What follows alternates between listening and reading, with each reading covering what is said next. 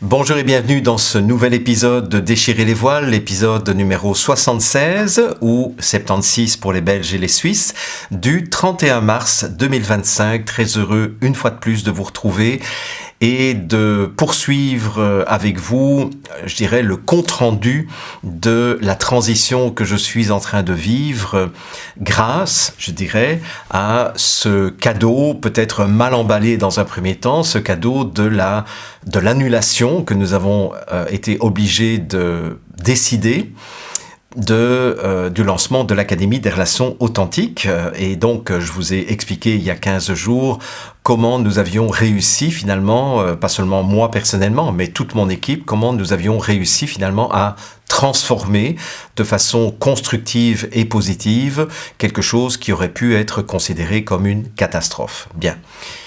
Alors, la semaine dernière, je vous parlais de l'importance de l'introspection pour identifier quels étaient les éléments de fragilité dont la minuscule minorité de psychopathes milliardaires pourrait profiter, je dirais, pour nous faire, pour nous faire vivre, pour nous faire penser, pour nous faire ressentir des choses contre notre gré, à notre insu, et qui vont certainement pas dans la bonne direction si on cherche un monde qui soit respectueux de l'être humain, respectueux de la vie finalement, du vivant, de la nature.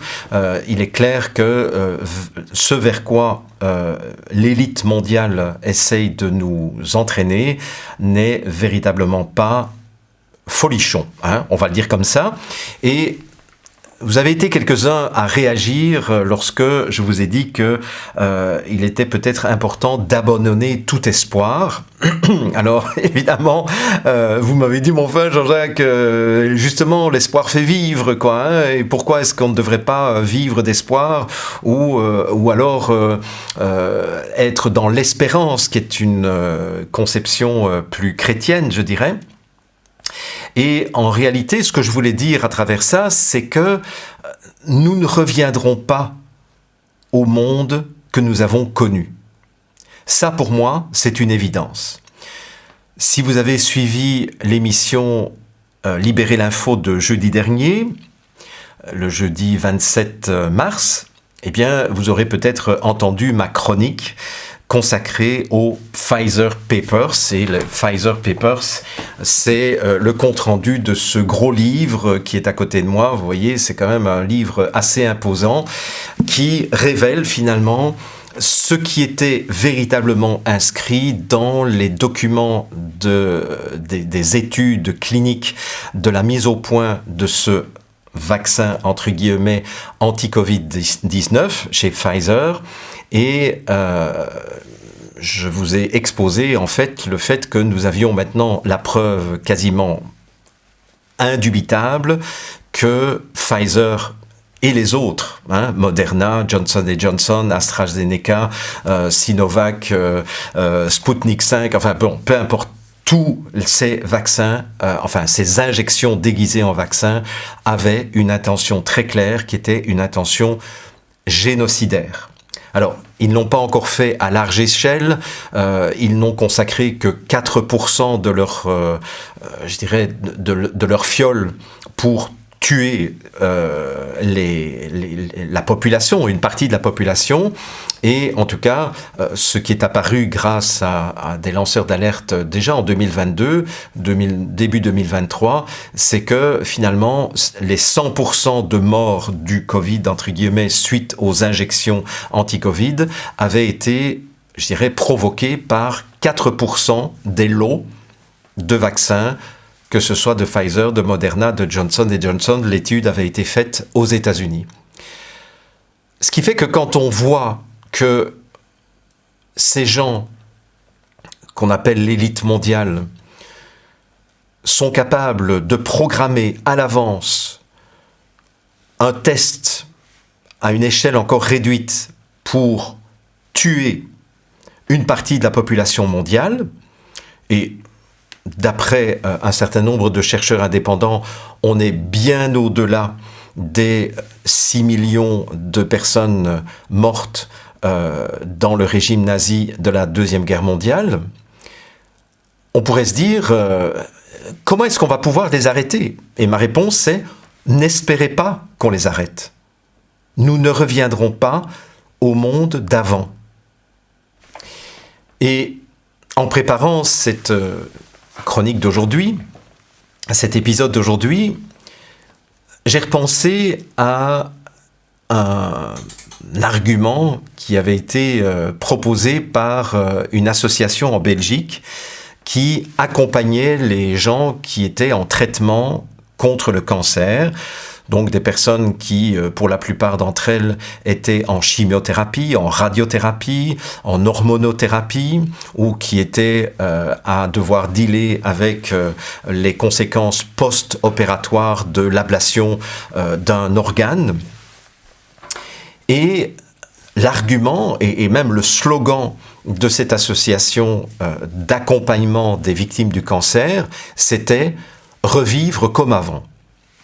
Et ça m'a toujours fait sursauter de lire ce genre d'argument parce que, avec les connaissances que j'ai de l'origine de nombreux cancers qui ont une origine, je dirais, somato-émotionnelle, psycho-émotionnelle, c'est-à-dire qu'en fait, c'est notre incapacité parfois à gérer des chocs traumatiques et à se retrouver en situation de sidération, en situation de blocage, en situation de figement émotionnel qui va déclencher un cancer.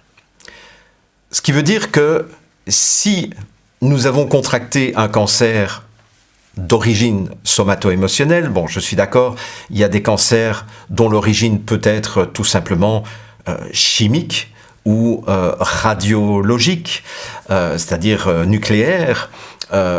Donc ça, je ne vais pas rentrer dans ce débat, de toute façon ce n'est pas mon propos aujourd'hui dans cet épisode, mais à partir du moment où on considère qu'un certain nombre de cancers, et c'est une majorité des cancers, sont déclenchés par des chocs traumatiques que nous ne sommes pas capables de digérer, de gérer émotionnellement et psychologiquement, ben, c'est sûr que j'ai pas envie de revivre comme avant. Si j'ai eu un cancer. Justement, si c'est mon mode de vie, si c'est mon mode de fonctionnement sur le plan émotionnel qui a permis l'arrivée d'un cancer, je ne vais pas souhaiter de vivre comme avant. Bon, ben, de la même façon, au niveau mondial, on peut considérer que l'élite mondiale, ceux que j'appelle depuis 5 ans la minuscule minorité de psychopathes milliardaires, et ce n'est pas un jugement, c'est tout simplement un diagnostic clinique que je fais de ces gens-là, eh bien, si ces gens-là agissent de cette façon-là, on pourrait les comparer, si vous voulez, à un cancer. Et ce qui est intéressant dans le développement des tumeurs cancéreuses, et ici je suis en train de vraiment simplifier les propos que je tiens par ailleurs dans l'Académie de la santé intégrale, donc les étudiants de l'Académie, de grâce, ne venez pas me dire que ce que j'ai dit est incomplet. Oui, ce que j'ai dit est incomplet, mais ici je ne suis pas en train de donner un cours de médecine nouvelle germanique du Dr Hammer, je suis en train de donner une image, une métaphore. Et dans cette métaphore, ce qui est intéressant, c'est de constater que le cancer n'arrive pas par hasard et il y a même une coopération de notre organisme, de notre corps, pour permettre à la tumeur cancéreuse de se développer. Parce que, voyez, si le cancer était véritablement un développement anarchique de cellules qui, à un moment donné, ont perdu la boule et ont commencé à se développer de façon incontrôlable parce qu'il y a eu une erreur de réplication au niveau de l'ADN, par exemple, comment peut-on expliquer, dites-moi, que cette tumeur va être vascularisée? Alors, la vascularisation, pour ceux qui ne savent pas ce que c'est donc l'apport d'artères et de veines sanguines qui viennent nourrir la croissance de la tumeur et qui vient récupérer ce qui doit être éliminé. Si vraiment c'était un développement anarchique et incontrôlable, je ne vois aucune raison biologique pour laquelle le corps offrirait une partie du sang disponible, du sang frais, à travers les artères, et des veines pour éliminer les choses qui doivent être éliminées, à une tumeur qui serait un truc qui risquerait de détruire l'organisme. Donc, ce qui est intéressant dans cette observation, qui est une observation tout à fait clinique, ce n'est pas une invention de Jean-Jacques Crèvecoeur, ce sont des choses qui sont observées, mais que les cancérologues classiques, je dirais, n'expliquent pas. Parce que si vraiment ils devaient expliquer ça, toute leur théorie de dire le cancer est un développement anarchique et incontrôlable, tombe à l'eau. Et effectivement, c'est une théorie qui tombe à l'eau. Mais quand on voit qu'il y a une vascularisation, ça veut dire qu'il y a une coopération, il y a une complicité de l'organisme, du corps, vis-à-vis de ce cancer qui est en train de se développer. Et c'est là où ça devient vraiment très intéressant. Parce que ça veut dire que si le cancer de la société, c'est-à-dire cette minuscule minorité de psychopathes milliardaires, a pu se développer, c'est grâce à notre complicité, c'est-à-dire à la complicité du corps social. Ça va ? Vous me suivez dans ma métaphore ? Ah non, mais ça, c'est vraiment très, très intéressant. C'est l'illumination que j'ai eue ce matin en préparant cet épisode d'aujourd'hui. Je me suis dit, mais en fait, oui, nous sommes, et je vous l'ai déjà dit il y a quelques semaines de cela, en réalité, toute cette corruption systémique qui va jusqu'au plus haut niveau des États, qui va jusqu'au plus haut niveau des compagnies pharmaceutiques, des compagnies agroalimentaires, des compagnies de l'énergie, de complexes militaro-industriels, etc. En fait, la corruption qui permet d'exister au plus haut niveau de toutes ces immenses pyramides hiérarchiques ne peuvent se maintenir que parce que quasiment à tous les étages, jusque pratiquement l'étage de la populace, dont vous faites partie, dont je fais partie, mais sinon, tous les autres étages, ce sont des gens qui savent une partie de la corruption, mais qui participent à la corruption par peur de perdre leur travail, par peur de perdre leur sécurité d'emploi, par peur d'être harcelés par la hiérarchie, etc., etc. Ce qui fait que finalement, la corruption et le développement de ce cancer sociétal est permis par la complicité du corps social. Et c'est là que ça devient vraiment très intéressant parce qu'on pourrait se dire, mais alors comment est-ce qu'on peut, je dirais, faire en sorte que la tumeur arrête de se développer ? Bon, au niveau de la médecine nouvelle du Dr Hammer, il y a différentes façons qui sont proposées, mais au niveau sociétal, je dirais la métaphore s'arrête là.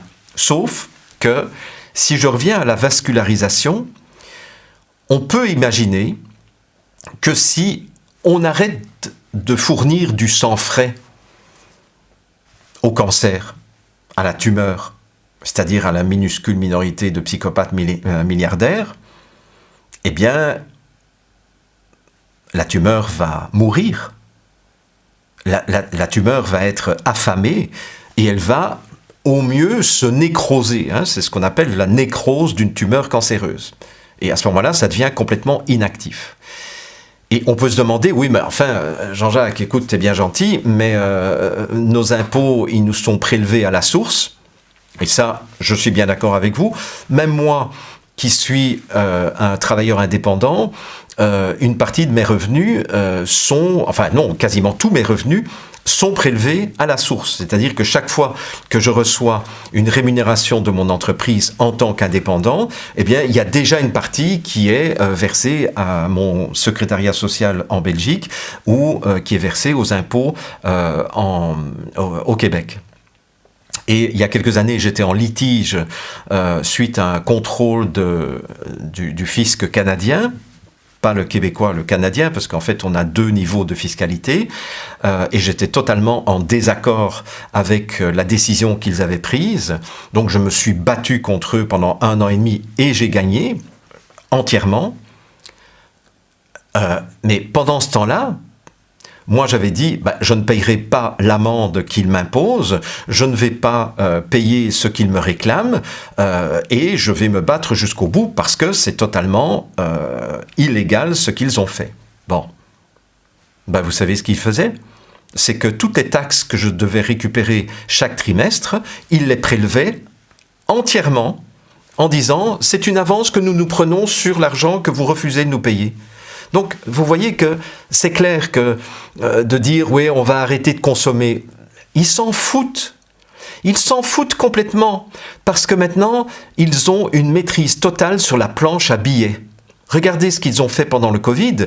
Ils ont généré ex nihilo, à partir de rien, des milliards, des centaines de milliards de dollars, des centaines de milliards d'euros pour financer les grandes compagnies pharmaceutiques, les fabricants de tests PCR, les cabinets de conseil comme McKinsey, etc., etc. Mais par la suite, ils disent « le pays est endetté, c'est les citoyens qui doivent rembourser ». Vous voyez ? Donc en fait, ils s'en foutent. Si même on arrête de consommer, ils vont continuer à s'enrichir. Donc, comment est-ce qu'on peut agir pour les affaiblir et pour faire en sorte que finalement, ils ne puissent plus continuer aussi facilement? C'est-à-dire, comment est-ce qu'on va les affamer et faire en sorte qu'à un moment donné, cette minuscule minorité de psychopathes milliardaires se nécrose, de la même façon qu'une tumeur va se nécroser si on arrête de la vasculariser.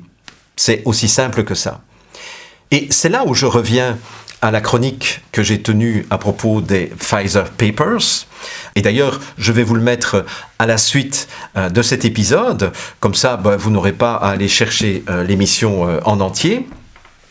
C'est que, en fait, les Pfizer Papers, c'est quoi ? C'est l'examen attentif des 450 000 pages qui ont été libérées par la FDA, la Food and Drug Administration, et Pfizer, à propos des études cliniques qui ont été mises en place pour la mise au point de ces injections déguisées en vaccins anti-Covid. Comment est-ce qu'on peut lire, analyser, synthétiser, d'après vous, 450 000 pages ? Alors, soit on a 50 ans devant soi et on se tape le travail tout seul, etc. Soit on engage une armée de scientifiques capables de lire, de comprendre, de décoder, de décortiquer, d'analyser et de synthétiser. Mais ça coûte une fortune, ce qui fait que ce n'est pas à notre portée, à nous les résistants.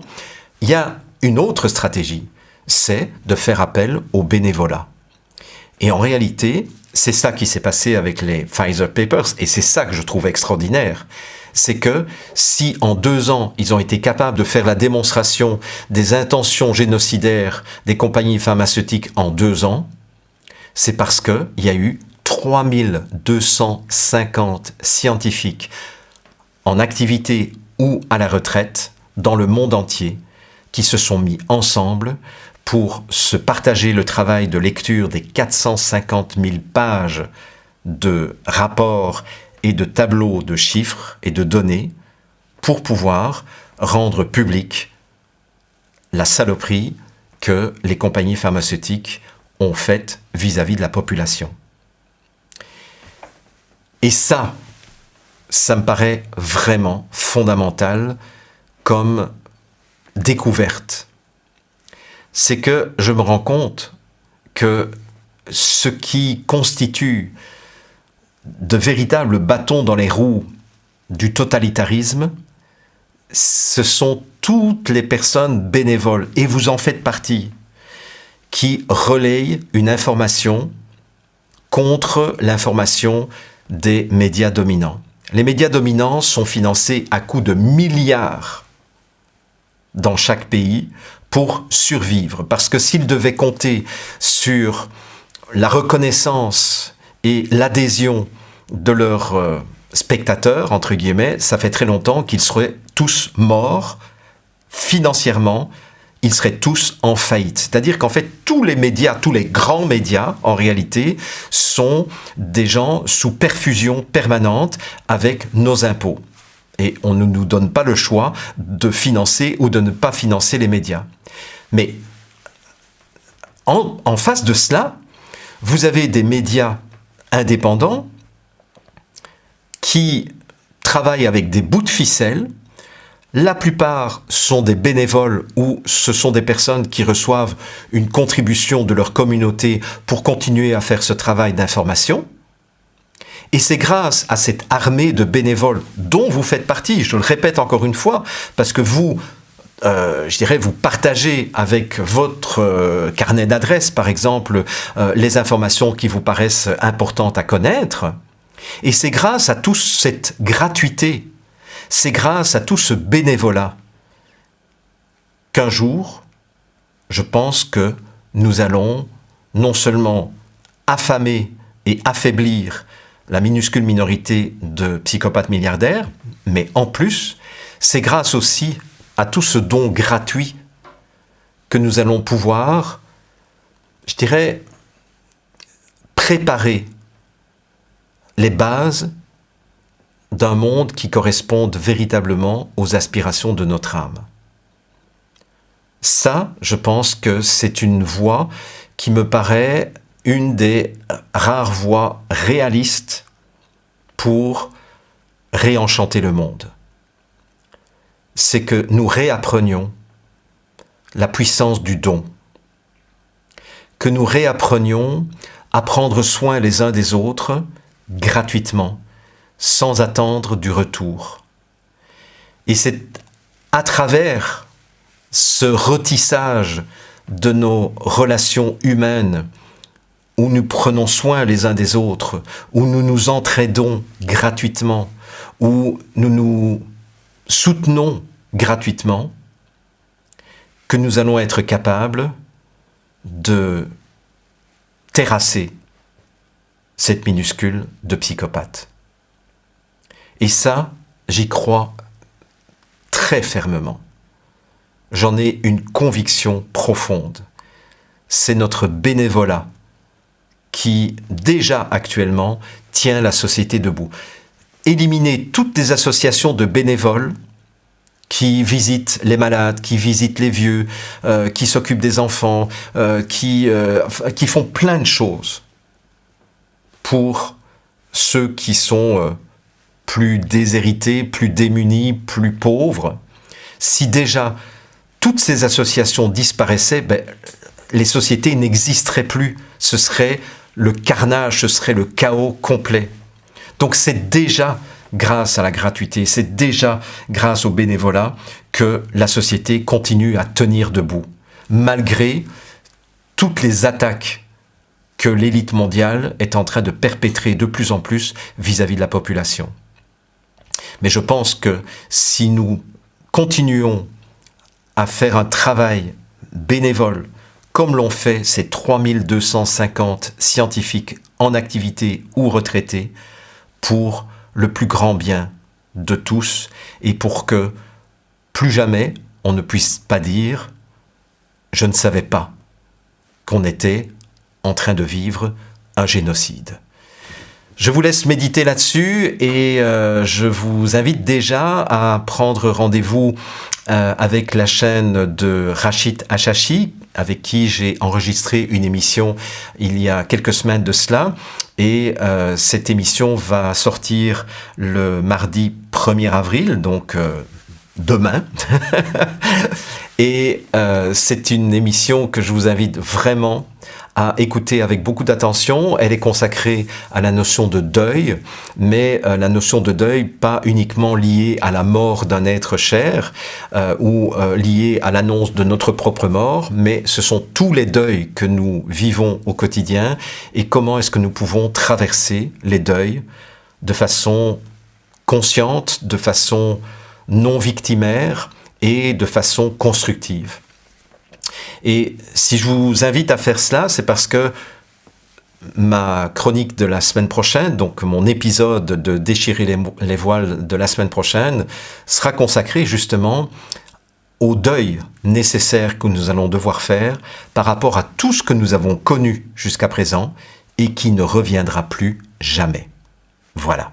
Sinon, je vous rappelle que Les 5 vidéos gratuites de formation consacrées aux dimensions inconscientes de nos relations interpersonnelles et de nos comportements sont toujours à votre disposition jusqu'au 30 avril. Pour y accéder, vous recopiez le lien qui se trouve sous moi ou le lien qui se trouve sous la vidéo et je vous donne rendez-vous lundi prochain sans faute. Alors, donc, je vais vous parler de ce fameux bouquin. Je suis vraiment très content de l'avoir acheté, de l'avoir reçu, parce que bon, il n'existe qu'en anglais malheureusement. Donc pour ceux qui ne parlent pas l'anglais, il va falloir peut-être attendre, ou peut-être ça ne sera jamais sorti en français, parce que c'est quand même énorme ce qu'ils ont fait comme travail. Mais je trouvais important que vous ayez quelques informations à ce propos, et j'ai préparé un diaporama que je vais vous présenter dans une seconde. Voilà. Allez, c'est parti. Et j'ai intitulé donc mon diaporama The Pfizer Papers. Alors c'est évidemment ça fait c'est une je dirais c'est une façon de faire écho aux Panama Papers et toute une série d'autres papers, c'est-à-dire d'autres scandales. Et The Pfizer Papers, effectivement, c'est un scandale qui nous apporte une preuve éclatante des intentions génocidaires qui étaient à l'œuvre de la part de Pfizer, mais pas que d'ailleurs, puisque la FDA était complètement complice de cette intention génocidaire, chose que je dis depuis des années. Voilà. Donc, je vous ai montré à l'écran ce fameux livre, mais je vous l'ai montré en vrai pour que vous voyez que c'est un livre qui est gros, qui est grand. Hein, ce n'est pas un petit livre de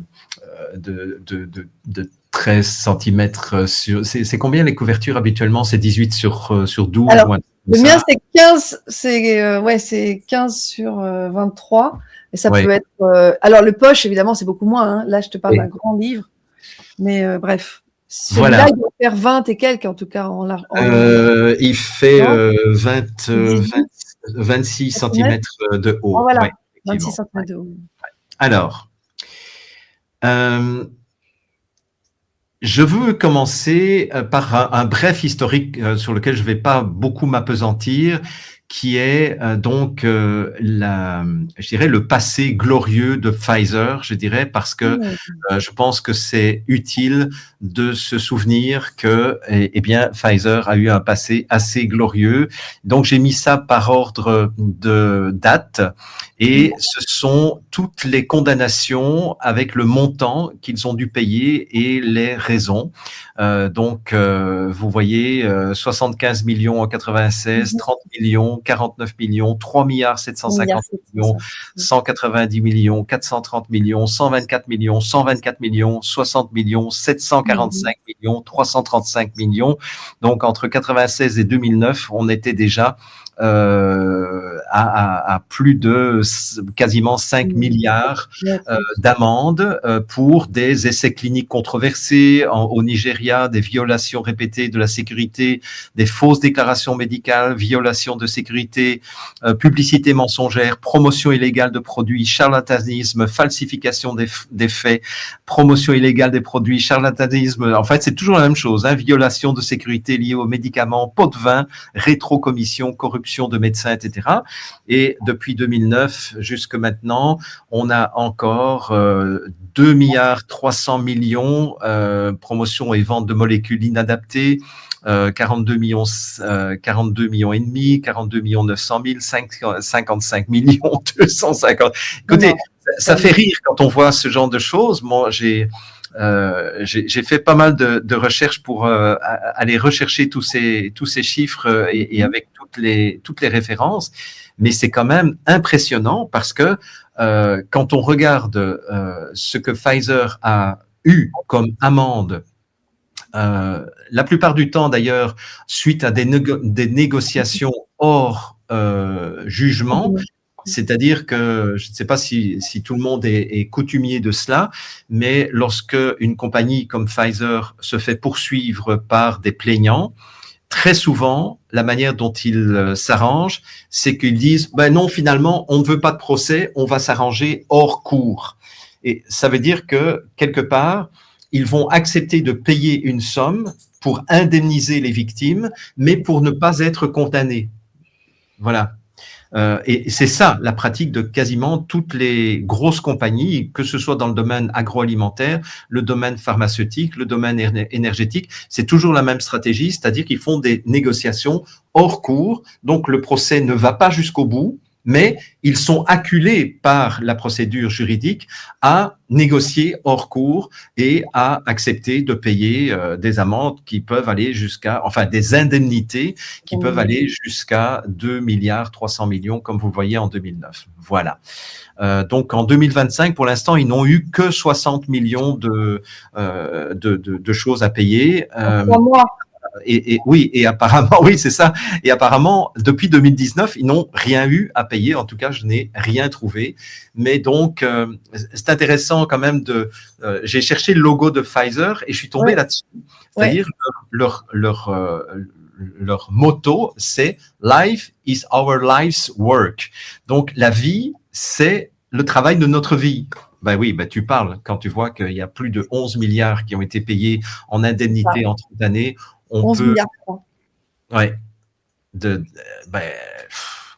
peut peut-être leur conseiller de changer de slogan parce que je pense que c'est quelque chose qui est absolument non pertinent. On va dire ça comme ça. Pour pas dire mensonger. Oui, tout à fait. Alors, deuxième partie de mon exposé, c'est ces fameux Pfizer Papers. Ça a eu une histoire. Et cette histoire, en fait, c'est que le 23 août 2021, la FDA a approuvé complètement le vaccin Pfizer-BioNTech. Donc ça, c'était le 23 août 2021, sur base des documents qui ont été remis par Pfizer à la FDA. Donc je rappelle encore une fois que FDA, c'est Food and Drug Administration. Donc c'est l'équivalent en France de quoi, Chloé? Aide-moi là. Non, alors là, comme ça... l'ANSM, c'est la sécurité du médicament. Donc il n'y a pas l'alimentation dedans. Ou c'est l'AMM, l'autorisation de mise en marché, probablement. Autorisation de mise sur le marché, non, ça c'est plutôt une procédure, un acte pseudo-officiel, enfin c'est officiel. Bon, je ne sais pas ce que c'est l'équivalent. C'est un équivalent, honnêtement. Si vous voulez nous aider dans le chat. Donc, le 23 août, quelques jours plus tard, le 27 août 2021, il y a une association qui s'était déjà constituée, bien entendu, avant, qui est l'association PHMPT, Public Health and Medical Professionals for Transparency. Donc, c'est la transparence de la santé publique et des professionnels médicaux, enfin, c'est comme ça qu'on pourrait le traduire, soumet une demande de FOIA, c'est-à-dire Freedom of Information Act. Ça, c'est une caractéristique des États-Unis, c'est que n'importe qui peut appeler et faire référence à cette loi de Freedom on Information, d'accès à l'information libre pour obtenir des données qui ne sont pas nécessairement mises dans le public immédiatement. Et donc, cette association a fait une demande d'accès à l'information de Pfizer pour voir sur quoi s'est basée la FDA pour approuver le vaccin. Et l'association a décidé d'intenter un procès moins d'un mois plus tard, 3 semaines plus tard, pour accélérer la publication des informations qu'il demandait selon l'acte de liberté d'accès à l'information. En novembre 2021, la FDA a proposé de libérer 500 pages par mois. Et quand on sait qu'il y avait 450 000 pages de dossiers introduits par Pfizer, si on compte 450 000 divisé par 500, ça fait 900. 5 fois 12. Oui, c'est ça fait 900 mois, c'est-à-dire 75 ans. Ouais. Donc, ça veut dire qu'on aurait dû attendre 75 ans pour obtenir la vérité sur quel était le contenu des études cliniques qui avaient été faites dans la mise au point du vaccin, entre guillemets, anti-Covid. Bon, donc ce qui était totalement inacceptable, ce qui fait que l'association PHMT-PT a contre-attaqué et ils ont obtenu de la part, le 6 janvier 2022, de la part du juge, qu'il y ait une libération de 12 000 pages avant le 31 janvier et que à partir du 1er mars, il y ait 55 000 pages livrées par mois à partir du 1er mars, ce qui a été fait effectivement donc le 31 janvier, donc ils ont attendu le dernier jour, ils ont libéré 12 000 pages et puis à partir du 1er mars, ils ont libéré 55 000 pages par mois, ce qui fait que le 1er octobre, ils ont libéré les 55 000 dernières pages. Si vous faites le calcul, parce que j'ai refait le calcul, 8 fois 55, ça fait 440 000, plus 12, ça fait 452 000 pages. Le compte est bon. Donc, c'est ça qui s'est passé. Bon, alors imaginez les gens qui se sont réjouis à partir du 6 janvier de dire « Yes, on va avoir les documents originaux des études, non caviardées en plus, des études de Pfizer ». Mais comment on fait, lorsqu'on est journaliste d'investigation, pour passer à travers 452 000 pages d'études qui requièrent énormément de compétences différentes? Et c'est là que 4 personnes importantes sont intervenues dans ce processus et ça a permis l'existence des Pfizer Papers. D'abord, il faut quand même citer Aaron Siri, qui était l'avocat principal de l'association dont je vous ai parlé, qui a fait un travail absolument remarquable pour faire pression et pour obtenir du juge quelque chose qui n'était pas gagné d'avance, parce que, comme on le sait, la plupart du temps, la justice est plutôt du côté de la science officielle, et donc je ne sais pas du tout comment ça j'ai pas eu le temps d'approfondir et je n'ai pas retrouvé dans le bouquin comment il s'y était pris, mais en tout cas c'est quand même grâce à lui que il y a eu cette libération rapide finalement de l'étude de Pfizer.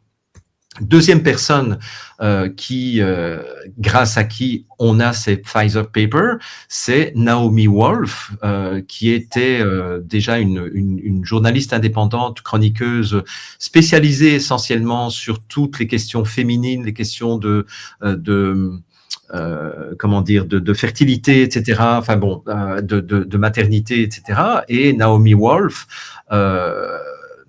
s'est dit il faut que je fasse quelque chose, mais que faire? Donc elle avait alerté sa communauté, mais elle a quand même une communauté très importante. C'est une autrice ou une auteure de best-seller du New York Times, mais elle savait pas très bien comment s'y prendre, mais elle avait cette volonté. Et puis elle a été très étonnée d'être contactée par Stephen Bannon, qui est quelqu'un qui a une couleur politique tout à fait opposée à Naomi Wolf. Stephen Bannon, on pourrait dire qu'il est plutôt du côté Biden et Naomi Wolf plutôt du côté Trump. Et elle a été très étonnée de recevoir un SMS de Stephen Bannon lui disant « Je t'invite à mon émission ». Ça, je trouve ça extraordinaire, cette histoire. C'est pour ça que je la souligne quand même, parce que là, ce sont deux personnes qui ont des opinions politiques totalement, diamétralement opposées et qui ont pu mettre de côté de part et d'autre leur différence d'opinion sur le plan politique pour un plus grand bien, pour quelque chose qui dépassait la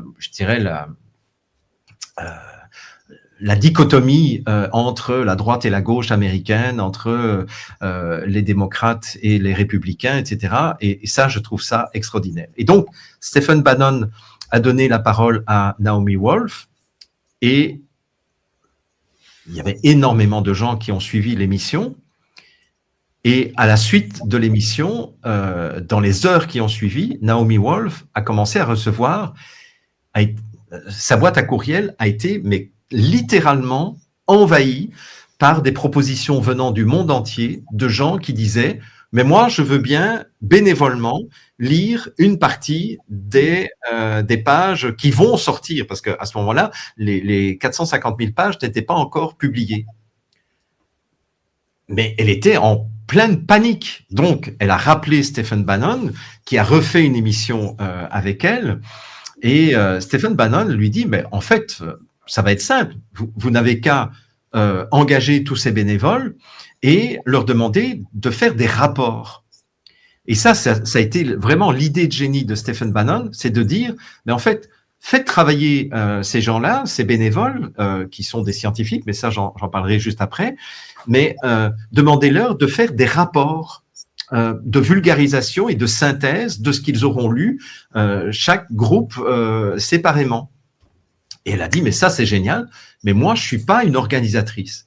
Et c'est là que le dernier miracle est arrivé, c'est que c'est proposé à Naomi Wolf, une femme qui s'appelle Amy Kelly, qui est une organisatrice absolument hors pair, qui, en 2 temps droit mouvement, a organisé tout le travail de ces bénévoles scientifiques. Et c'est comme ça que les 450 000 pages ont pu être lues, comprises, traitées, synthétisées et mises sous forme de rapports accessibles à un public beaucoup plus large. Donc, merci à ces 4 personnes-là, parce que, et ce que je trouve vraiment fabuleux, c'est que 4 personnes sont en train de changer radicalement la vision que nous avons de cette crise Covid-19. C'est vraiment remarquable. Mm-hmm. Donc, pour résumer, Pfizer Papers, donc c'est 450 000 pages à lire, analyser, synthétiser, vulgariser sous forme de rapport. C'est 3250 volontaires dans le monde entier, bénévoles, avec des backgrounds en immunologie, en statistique, en biostatistique, en pathologie, en oncologie, en médecine sportive, en obstétrique, en neurologie, en cardiologie, en pharmacologie, en biologie cellulaire, en chimie, etc. C'est parce qu'il fallait toutes ces compétences, parce que évidemment dans les rapports de Pfizer, il y a tous ces éléments qui sont là. Donc, il fallait des gens capables de comprendre ça, mais il fallait aussi des experts des procédures de régulation gouvernementale et de l'industrie pharmaceutique, des experts en fraude scientifique et également des avocats. J'ai lu quelque part, mais j'ai plus retrouvé la page après parce qu'il y en a trop. Je pense qu'il y a une trentaine d'avocats bénévoles qui se sont mis aux côtés de Pfizer Paper, de Naomi Wolf, pour soutenir toute cette démarche. Et pour qu'ils ne soient pas poursuivis eux-mêmes pour diffamation, etc. Enfin, on connaît la musique par cœur, Chloé et moi, bien entendu. Alors, Amy Kelly, dont je vous parlais à l'instant, elle a imaginé de créer 6 groupes de travail avec chaque fois un comité de supervision pour chaque groupe qui ont travaillé et qui se sont divisés vraiment le travail en fonction des compétences professionnelles de ces bénévoles. Alors, il y avait des bénévoles qui étaient des retraités et il y avait des gens qui étaient dans la vie active et qui ont fait ça sur leur soirée, sur le week-end, etc. Ils ont travaillé pendant quasiment 2 ans, c'est-à-dire de novembre 2022 à novembre 2024, date à laquelle ce livre est sorti. Donc, il y a 2369 documents et fichiers de données qui ont été examinés par ces 6 groupes de travail, totalisant les 450 000 pages. Ils ont produit 100 rapports de synthèse en 2 ans. Et fin 2024, donc, il y a eu la publication de ce grand livre de 386 pages contenant les 34 premiers rapports. Alors, nulle part, Naomi Wolf ne dit qu'il y aura un 2e et un 3e livre, parce que s'il y a 100 rapports qui sont sortis, et ici, on n'a que les 34 premiers rapports, ben, c'est déjà pas mal, évidemment, et ça ne fait que commencer, parce que j'imagine que grâce à ça, ils vont pouvoir intenter des poursuites criminelles vis-à-vis de Pfizer et vis-à-vis de la FDA, puisque en fait, on se rend compte dans les rapports que la FDA a été extrêmement complaisante avec toutes les fraudes de Pfizer, parce que c'était, comme le disait Pierre Chaillot tout à l'heure, ça se voyait comme le nez au milieu du visage. Alors, bon, ben ça c'est, vous ne verrez rien, mais c'est pas grave. Ça c'est la table des matières pour vous montrer en fait qu'il y avait donc il y avait 34 titres de rapport. Donc c'est comme ça que ce livre est structuré, avec 34 parties qui sont les 34 premiers rapports de ces groupes de travail. Et j'en ai repris quelques-uns. J'ai traduit simplement les titres de quelques-uns, juste pour vous montrer. Rien que ça vous donne une idée de la saloperie qui a été mise en œuvre par Pfizer. Voilà. Le rapport 1 parle des effets indésirables au foie. Il dit 5 morts dans les 20 jours après l'injection, 50% des effets indésirables dans les 3 jours. Le rapport 2, 9 mois après la campagne d'injection, chute substantielle du taux de naissance dans 13 pays européens, Angleterre, Australie, Taïwan. Le rapport numéro 4, les nourrissons et les enfants de moins de 12 ans ont reçu le vaccin de Pfizer 7 mois avant son approbation. Ah, voilà. Il y a eu des injections qui ont été illégalement données dans un silence totalement assourdissant. 71% des cas d'effets indésirables sont classifiés comme sérieux chez les nourrissons et les enfants. Et effet indésirable sérieux, ça veut dire aussi la mort, bien entendu. Les rapports 5 et 7, les autopsies révèlent les atrocités médicales des thérapies génétiques utilisées pour lutter contre le virus respiratoire. Le rapport 6, 542 effets neurologiques indésirables, 95% sérieux dans les 90 jours suivant le vaccin Pfizer, 16 morts. Et ce qui est très curieux, c'est qu'à travers tout le livre, on se rend compte que les femmes ont été beaucoup plus touchées. Tout à fait. Par les effets indésirables que les hommes. Dans les chiffres de l'OMS, c'est ça aussi. Ah oui, mais c'est 2 fois plus. C'est 2 tiers, 1 tiers, quoi. Plus de 2 fois plus, effectivement. Oui. Et là, ils en font la démonstration. C'est une bonne façon, évidemment, de contribuer aussi à un abaissement de la natalité. C'est que si on tue beaucoup plus les femmes que les hommes, c'est clair que parce qu'une femme ne peut porter qu'un seul bébé à la fois, alors qu'un homme peut faire 10 bébés simultanément avec 10 femmes différentes. Mais une femme, voilà. Donc, si on baisse le nombre de femmes, on baisse mécaniquement le nombre de naissances. Ouais.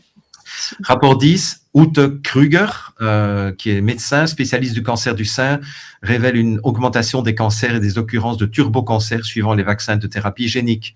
Alors, on continue.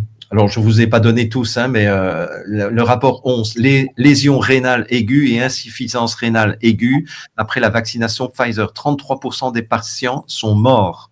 Pfizer conclut, pas de nouveaux problèmes de sécurité. Ça, c'est aussi quelque chose que je retrouve dans pas mal de rapports, c'est que ils ont la preuve, noir sur blanc, qu'ils ont ici 33% des patients qui sont morts. Merde! Et ils concluent, pas de nouveaux problèmes de sécurité. Et la FDA accepte ce genre d'argument en disant, écoutez, non, il n'y a pas de nouveaux problèmes de sécurité. C'est business as usual. Rapport 15, Pfizer et la FDA savaient au début de 2021 que le vaccin Pfizer causait des risques graves pour le fœtus et le nourrisson, y compris la mort. Ils commencèrent malgré tout une campagne agressive pour vacciner les femmes enceintes. Rapport 19, Pfizer savait en novembre 2020 que son vaccin ARN n'était ni sûr ni efficace. Voici ce que ses employés et ses partenaires savaient et quand ils le savaient. Et là aussi, donc, dans le rapport 19 que j'ai lu avec dans les détails, en fait, on se rend compte qu'ils se sont amusés, entre guillemets, à, je dirais, à manipuler les chiffres, à éliminer un certain nombre de personnes, parce qu'en réalité, avec leur étude, ils avaient une efficacité de 16%. Et donc, ils ont dit, ah non, ça peut pas. Donc, ils ont éliminé toute une série de personnes de la cohorte des personnes vaccinées pour retrouver une efficacité de 90%. Mais ça, c'était pas encore assez. Et donc, au mois de mars 2021, alors qu'ils avaient commencé l'étude quelques mois plus tôt, fin 2020, en mars 2021, ils ont décidé de vacciner plus de 15 000 personnes de la cohorte des placebos, c'est-à-dire de la cohorte des non-vaccinés. Et en faisant ça, ils ont détruit totalement et définitivement la possibilité de comparer ce qu'il advenait aux gens qui étaient vaccinés et ce qui advenait aux gens qui n'étaient pas vaccinés. Mais est-ce que les non-vaccinés savaient qu'ils devenaient vaccinés, qu'ils ont été... Enfin, Ça, ce n'est pas, non, ce n'est pas dit parce que dans un groupe placebo, tu ne sais pas si tu reçois le principe actif ou le principe placebo. Donc, on leur a redonné tous quelque chose en leur disant, écoute, on vous redonne un placebo, etc. Enfin bon, je sais pas, là, j'ai pas vu le détail, mais en tout cas, ils ont détruit leur cohorte, tout simplement. Ils ont détruit leur étude qui, normalement, devait minimum durer 2 ans. Et donc, après 3-4 mois, ils ont décidé de détruire la cohorte témoin, ce qui fait qu'il n'était plus possible de démontrer que les vaccinés mouraient plus en réalité que les non-vaccinés. Mais alors, leur étude, à la fin, ça donne aucun résultat, puisque tout le monde reçoit ce produit. Oui, mais ils se basent sur l'étude complètement tronquée, avec une cohorte réduite à sa plus simple expression. Et là, ils trouvent quand même 90%, et c'est ce que la FDA a accepté. Enfin, voilà. Dans le rapport 24, les injections Covid-19 à ARN messager de Moderna ont endommagé la reproduction des mammifères. Donc là, c'est sur des expérimentations animales. Diminution de 22% des grossesses, malformation du squelette pour les bébés, douleurs, problèmes d'allaitement chez les chiots. La FDA le savait. Malgré tout, ils ont donné l'autorisation d'utilisation d'urgence pour les femmes enceintes de nouveau et pour les enfants. Allez, on termine avec le rapport numéro 25. 23% des fœtus et des nouveau-nés provenant de mères vaccinées sont morts. Donc, en fait, ont été rapportés la disparition de la lactation et la décoloration du lait maternel. Voilà, ça c'est juste un petit échantillon, mais ça, je vous ai juste lu les titres des rapports. Vous voyez ? Alors, malgré tout, vous voyez, ça c'est tiré du site de l'OMS et c'est encore visible aujourd'hui, puisque j'ai tiré cela tout à l'heure. À l'OMS, ils n'ont jamais retiré leur article qui date du 14 juillet 2021 et qui continue à dire il a été prouvé que les vaccins contre la Covid-19 sont sans danger et efficaces et qu'ils sauvent des vies. Voilà, ça c'est sur le site officiel de l'OMS et ils expliquent en long et en large pourquoi malgré tout, oui, il y a quand même des effets secondaires, mais malgré tout, la balance bénéfice-risque est bien supérieure. Bien. Alors, qu'est-ce que je vous ai préparé après? Ah oui, c'est juste, mais ça va être très rapide, c'est juste pour vous montrer quelques pages qui se trouvent à l'intérieur, pour vous montrer à quoi ressemble.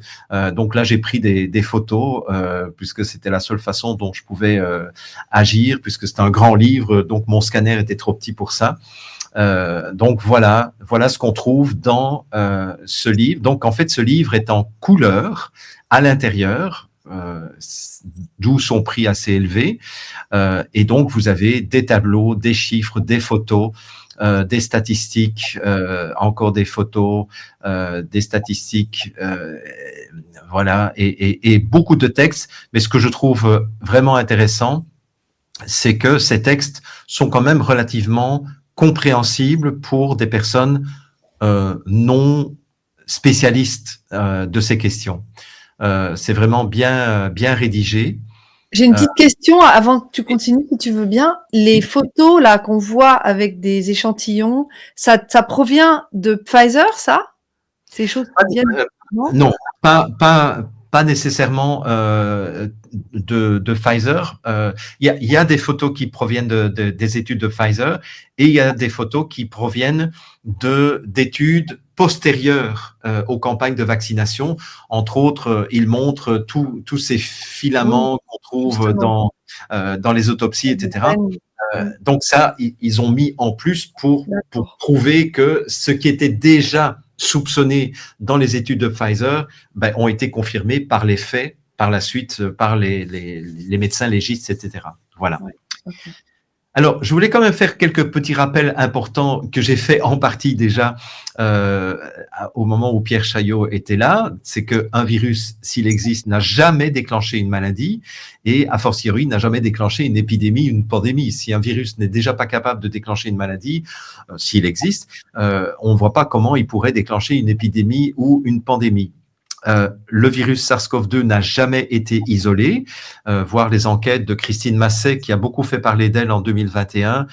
C'est une femme qui a écrit à pratiquement toutes les instances de santé publique du monde en leur disant dites donc, vous pourriez me montrer les documents où vous avez la souche, où vous avez reçu une souche du SARS-CoV-2 pour paramétrer et pour étalonner les tests PCR. Et en fait, Christine Masset a reçu des réponses négatives de pratiquement toutes les instances de santé publique du monde entier, disant ben non, on n'a pas de souche du SARS-CoV-2. Voilà. Aucune instance de santé publique, même à Wuhan, ils n'ont pas la souche du patient zéro parce qu'ils n'ont jamais identifié le patient zéro. Voilà.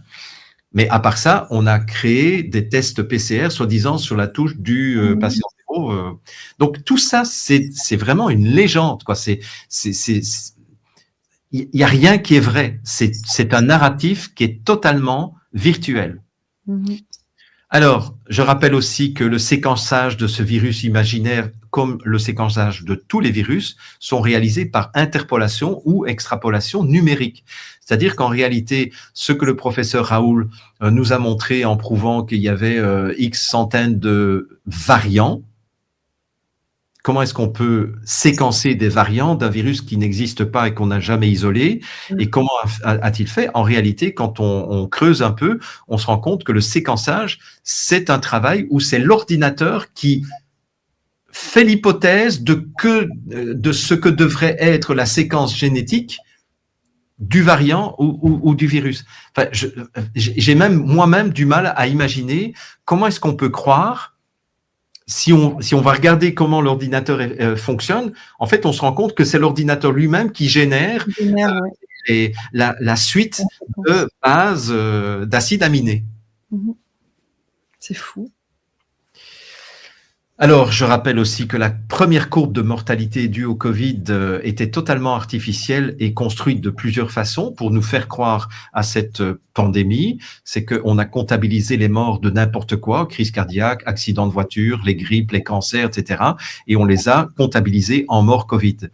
Par la suite, on s'est rendu compte qu'il y avait jusqu'à 92% de faux morts Covid parce qu'en fait, ils étaient morts d'autre chose, tout simplement. Bon.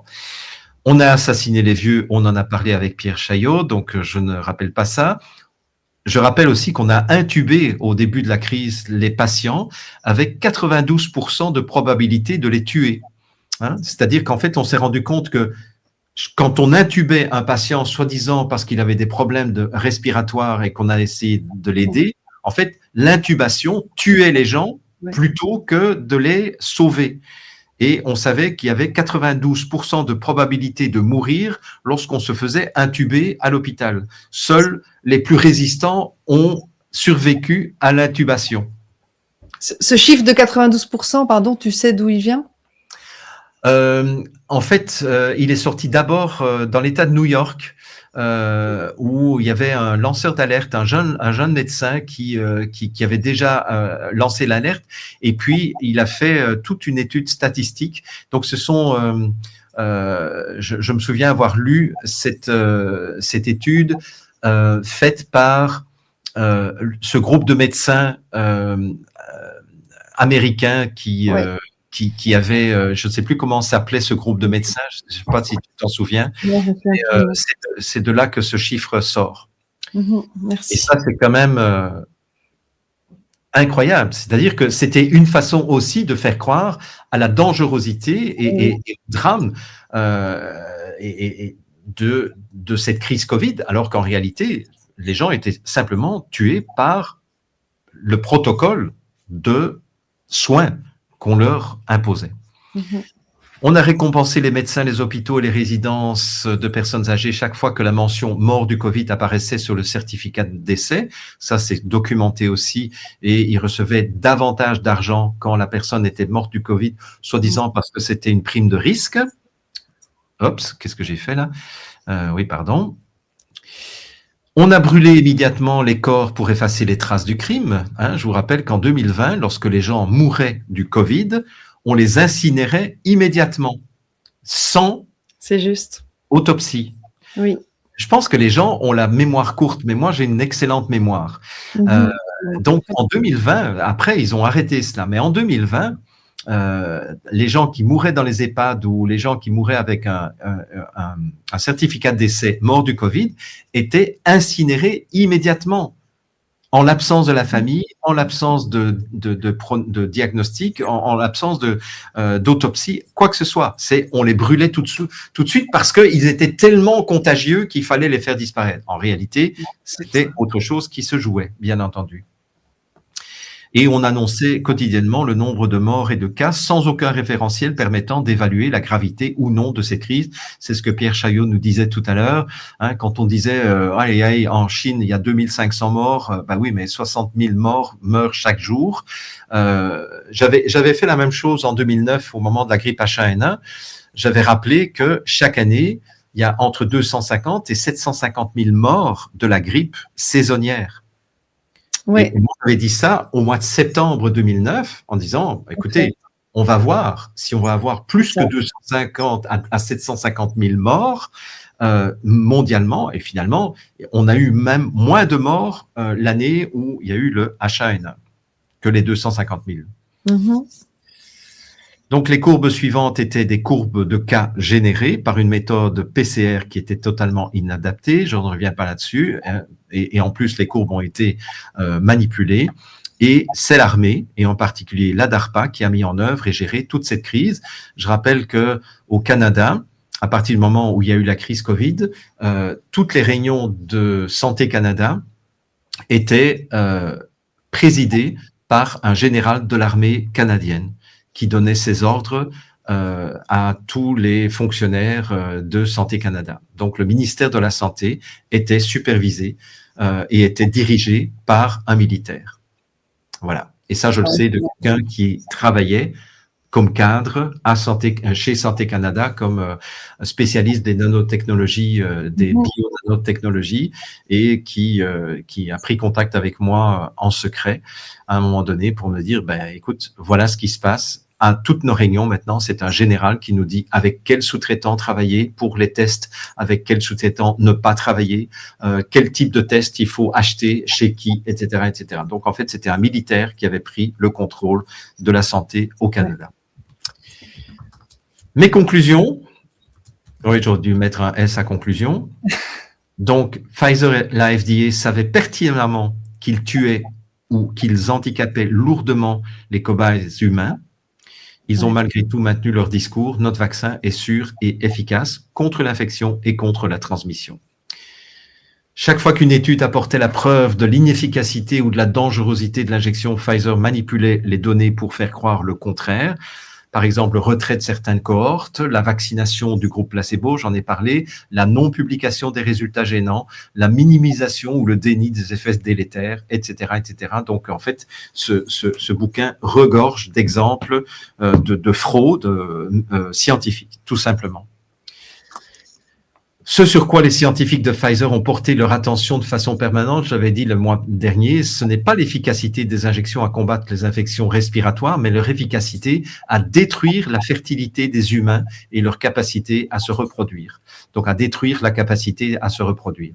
Donc, en fait, ça c'est ce qui ressort très clairement de plusieurs des rapports des Pfizer Papers, c'est qu'en réalité, ce qu'ils cherchaient, c'est est-ce que nous sommes capables, avec nos injections, d'empêcher la race humaine de continuer à se reproduire? Voilà. Et oui. Et ça, c'est écrit. Oui. Oui. Noir sur blanc. Voilà. Et en fait, ils ont focalisé leur attention beaucoup plus là-dessus. Ils s'en foutaient de savoir est-ce que ça les aide dans leurs difficultés respiratoires. On s'en fout. Ce qu'on veut, c'est est-ce que on diminue la fertilité ou est-ce qu'on détruit la fertilité et la capacité à se reproduire. C'est la raison pour laquelle une telle insistance a été mise pour vacciner les femmes enceintes ou allaitantes, les jeunes en âge de procréer, c'est-à-dire les adolescents et les jeunes adultes, et les enfants futurs géniteurs. Moi, je ne vois pas d'autre raison, puisque je rappelle que lors de la première courbe de cette crise Covid, seules les personnes de plus de 65-70 ans mouraient. Et il y avait 0 mort dans la population de moins de 65 ans. Ouais. Pourquoi est-ce qu'on a vacciné tous ces gens-là, si ce n'est pour les stériliser? Et je dirais que là, il y a de nombreux, bon, ben ça tu le sais, Chloé, mais il y a de nombreux antécédents, puisque dans plusieurs pays africains, aux Philippines aussi, en Inde aussi, sous prétexte de vacciner les jeunes femmes, par exemple, contre la polio, contre le tétanos, etc. En fait, on mettait des substances qui stérilisaient les femmes à leur insu. Il y a eu des procès absolument tonitruants où les compagnies pharmaceutiques ont reconnu que leur véritable intention, c'était de stériliser les jeunes femmes. En fait, ici, nous l'avons à l'échelle planétaire. Oui, j'avais fait une chronique il y a 3 ans sur les vaccins de Rockefeller et le rapport de Rockefeller qui parlait de stériliser les gens avec des vaccins. Et donc, ce sera ma dernière diapositive. Pfizer a donc participé activement à un génocide planétaire orchestré par la DARPA avec de multiples complicités administratives, politiques, médiatiques et juridiques. Je pense que là, avec un livre comme celui que j'ai entre les mains, eh bien, je pense que nous pouvons maintenant dire que on a la preuve que toute cette opération était un génocide dont l'inspiration remonte probablement déjà aux années 70. 72, c'est le Club de Rome qui a, pour la première fois, lancé cette idée que la Terre ne pourrait pas porter plus de X milliards d'individus et que donc il fallait trouver par tous les moyens une façon de réduire la population. Donc en fait, ce n'est pas nouveau. Nous sommes les héritiers du Club de Rome en 72. Le rapport Meadows, Limits to Growth, qui disait qu'on était trop et qu'il y avait un rapport avec le carbone. C'était déjà le début de la diabolisation du CO2. C'est ça. Oui. Voilà ce que j'avais envie de partager avec vous et je pense que peut-être dans les prochains mois, ce sera intéressant que je prenne un rapport et que je le passe au complet. Certains rapports, ça fait 30 pages, et d'autres rapports font beaucoup moins. Mais il y a vraiment des choses très intéressantes et je vais vraiment m'intéresser à l'aspect stérilisation et perte de fertilité parce que je pense que c'était véritablement ça l'intention derrière cette crise Covid, c'était de diminuer. Bill Gates l'avait dit à une conférence il y a quelques années en disant si on travaille bien et qu'on vaccine bien, eh bien on pourrait réduire de 15% le P. Le P de population. Ouais.